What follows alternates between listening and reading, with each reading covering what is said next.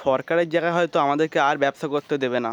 Hello বন্ধুরা, সবাই কেমন আছো? আমি প্রতাপ বাড়িতে ছোট্ট একটা পাইকারি মোমো ব্যবসা করে, আর তার পাশাপাশি তোমরা তো কম বেশি সবাই জানো যারা আমার ভিডিও দেখো, আমি একটা নতুন ব্যবসা শুরু করেছি, যেটা হচ্ছে আমার ইকো পার্ক গেট নম্বর 6 ওখানটায়।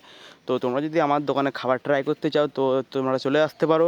সকাল হয়তো আমি সকালে কোনো দিন খুলি, কোনো দিন খুলি না, কিন্তু বিকেলে আমি 6টা থেকে 9টা পর্যন্ত থাকি। তো তোমরা সবাই আমার দোকানে এসে খাবার টেস্ট করে যেও অবশ্যই। তো দেখো, আমি আজকে দোকানে চলে এসেছিলাম, আর আজকে দুপুরে কাজ করতে করতে হঠাৎ করে শুনি যে দোকান ভাঙচুর হচ্ছিলো রাম মন্দিরে। তাই আমি ছুটে ছুটে গিয়েছিলাম, গিয়ে দেখছি ওখানে দোকান টোকান কিছু ভাঙা হচ্ছিলো না, ওখানে পার্টি অফিস ভাঙা হচ্ছিলো। আর খুব শীঘ্রই হয়তো আমাদের এখানে দোকানে সব নোটিশ চলে আসবে যে দোকানে তো হয়তো আমরা ফুটপাতে বসাতে পারবো না সরকারি জায়গায়। এখন জানি না কি হবে, এখন কি করবো কিছু বুঝতে পারছি না। যে কদিন চালানো যায় সে কদিন এখন আমি চালাবো, তারপরে দেখা যাক। তারপরে সেরকম একটা কিছু তো ব্যবস্থা করতে হবে, নাহলে আমাদের চলবে কী করে? অনেক গরিব মানুষ আছে যাদের হচ্ছে এই ফুটপাতের উপরে ব্যবসা করে তাদের সংসার চলে। এই ফুটপাতের উপরে ব্যবসা করে তাদের নির্ভরশীল হয়ে আছে, কিন্তু এখন কিছু করার নেই। সরকারের জায়গায় সরকার তো সারা জীবন বসতে হবে না, তাই না? তাই আমাদেরও কিছু নতুন ডিসিশন নিতে হবে, কী করা যায় না করা যায়।